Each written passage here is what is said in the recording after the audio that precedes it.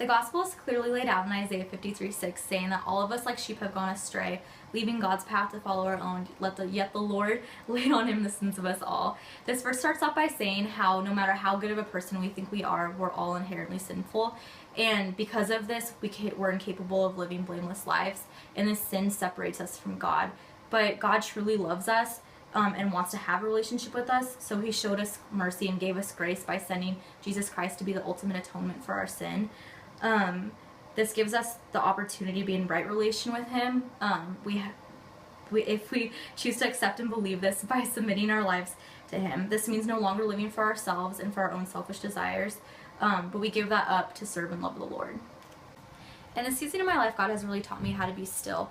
I recently just moved away from home, from California, for the first time. And when I say home, I don't just mean like my house and my family. I mean the community of friends that I was surrounded with, that I was just always constantly on the go with, out doing things with, and to the point where I dreaded being by myself. I was just really uncomfortable with it. And coming out here to GCU, I didn't know a lot of people, and I moved in an apartment by myself, so I have a lot of free time to be by myself. And at first it was just really, really hard for me, and I realized like, okay, like really quickly, like this isn't okay, like I need to get over this. And so in those times that I had, like in the quiet, like I just really started seeking the Lord, and rather than those quiet times being something that I would usually dread, I really started looking forward to them. And something that like I realized in all this is that like a relationship with God is the same as a relationship with anybody else. It takes communication and it takes quality time.